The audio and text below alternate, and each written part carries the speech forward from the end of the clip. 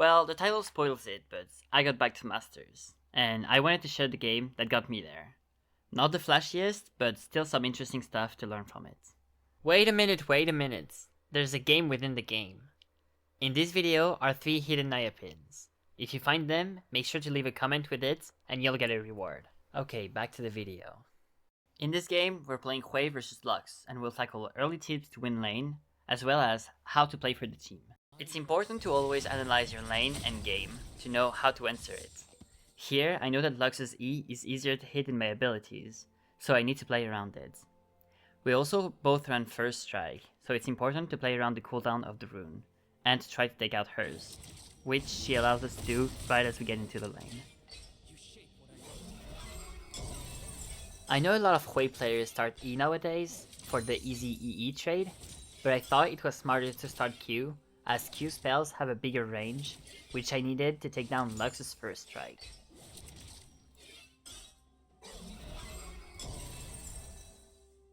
When the enemy has a spell that you can't react to, it's important to anticipate when and where they would throw it. In this game, I managed to avoid a lot of damage from Lux just by anticipating her E and avoiding it.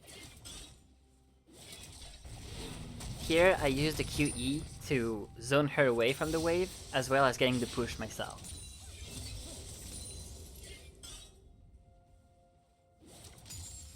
If the enemy uses a cooldown in lane, try to punish it. That's why I woke up to Lux here, knowing she only has Q to trade back, and win the trade easily. I've been running this rune page on Hwei as I really like the first strike gold, the minion demat to get the push for the grubs, as well as the potions for extra ability points. Hwei's spells cooldown all go down significantly with levels, so that rune is not to be underestimated. If you've dodged back a few times, and in general, people aim as if you'd run away from the spell. Sometimes you can surprise them by just walking directly at them and take an amazing trade on them. Here I take a calculated risk. I know this play bot can go very wrong, and I can change the tide of the fight.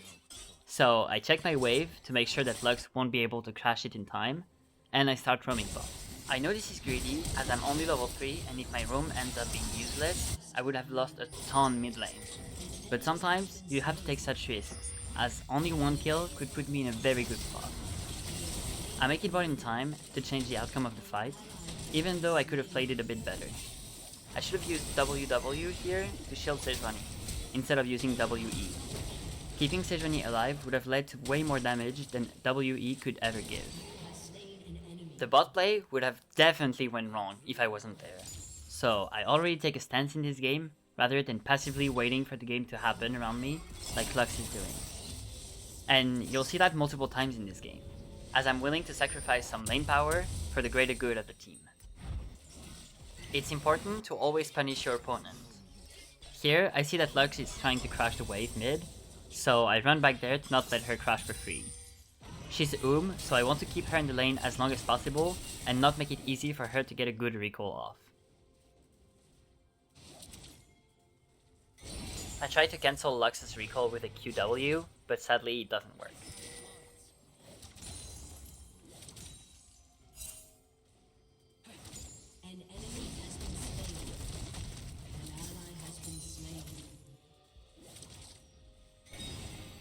I welcome Lux back to lane with a QW, and look to poke her under her tower.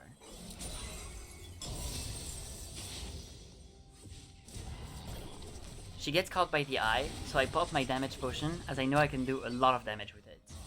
You don't always want to wait for it to give you a kill. Having the HP lead in lane can lead to many advantages down the road. That's also the reason why I use my ult here. I'm trying to force Lux out of the lane, so I have time to impact the map or get a good recall myself. I was getting poked down on the lane, so I tried to force her out of it with my ult. It doesn't kill her, but it makes her very low HP, giving an incentive for my jungler to gank me. She makes the mistake of pushing more and gets caught by my jungler.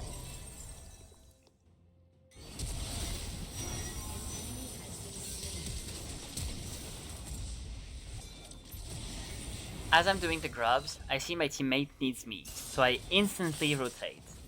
1, if Smolder gets ahead, it's a free win. And 2, he would be thankful and have a stronger mental later on.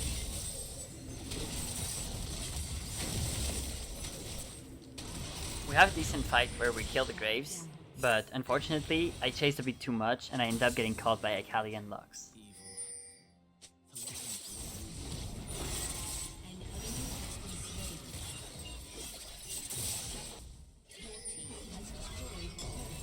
Here, we get a free kill as Lux is pushed up with no mana and probably no vision.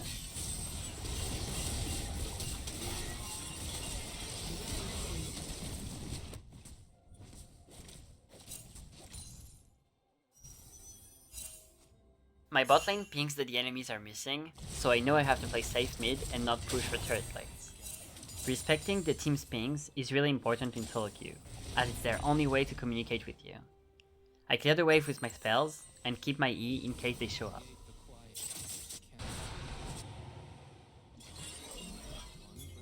Our Smolder wants to fight it, so we respect his call and try to push aggressively.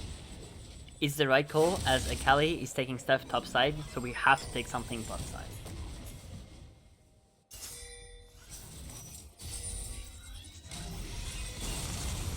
I catch the Lux in this funny way, and at this point we know that top turret's going down.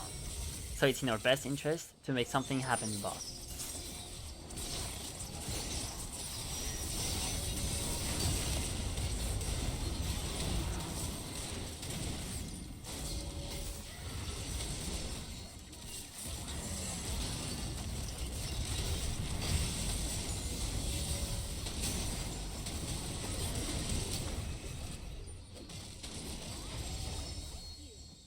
We get kills, plus a turret, and almost a mid turret, so it's way worth it compared to the one Akali turret in top.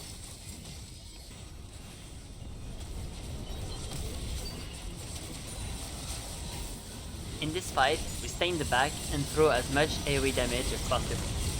Always play with your range as a mage, and don't let enemies, like Akali, dash onto you.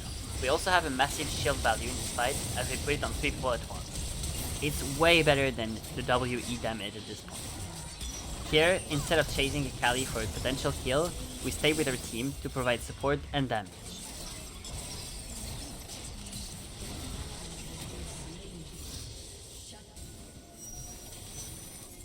As I'm not the main character in this game, Creep Bloom is especially interesting, because off of one peak, I can help my whole team survive more, and especially the Fed Smolder. However, this fight is pretty raw. We have a mediocre positioning, and I get flanked by Akali. I use the ult on Leona to try and slow down their attack, and before dying, I try to use all of my abilities to have as much of a lasting impact on the fight. Luckily, since they focused me so hard, Smolder is able to clutch the fight.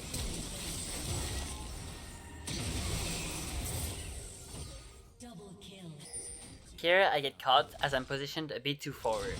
However, Serv's shield saves me, and the enemies are left in an awkward position.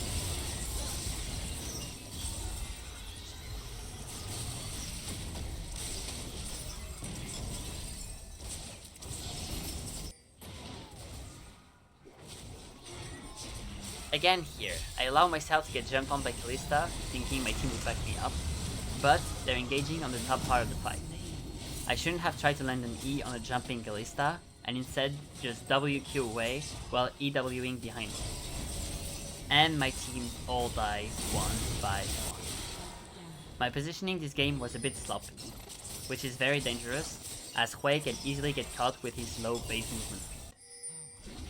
I know the threat of being in a side lane against Akali Graves, so before I do anything, I set up a strong vision that allows me to see them. I respect it and I don't push any further.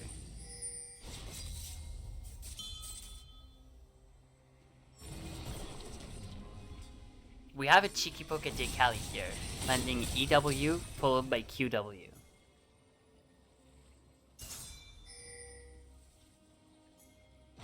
We see our team fighting topside, so we TP in, knowing that if the fight is good, it can lead to Nash War.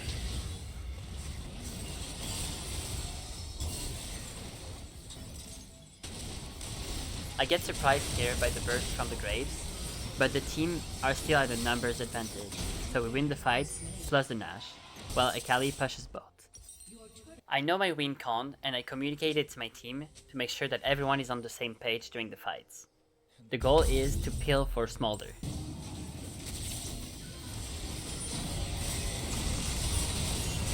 However, after barely surviving a skirmish, Smolder gets hit by the "I'm the hero" syndrome and gives a shutdown to the enemy team.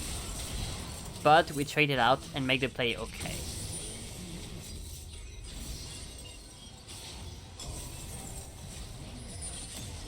We try to catch the Lux here with our ult, but he doesn't succeed. So the second best option is to go bot side, as we have the Nash and they have very low wave clear. We get 2 turrets and an inhibitor. We call it quit and start running away.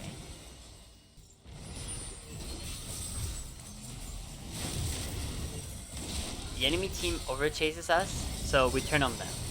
I get hit by a very hard to see Akali E, leading to my death. But once again, I'm not the main carry. I still make it, so she has to commit to kill me, and is left with nothing else for my carry, allowing them to carry the fight.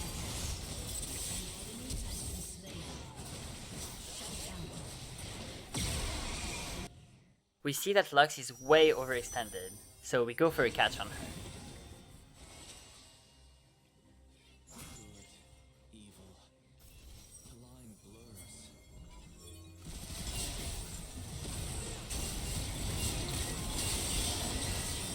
Yes, I get traded, but I throw a lot of damage before dying, and know my team will be able to end the game. I even say during this last fight, like, even if they catch me, so what? I'm not the main carry, and their main carry is dead. It's really easy, as you can see from my team, to clear the fight after that. And that's how I won the game and got my masters back.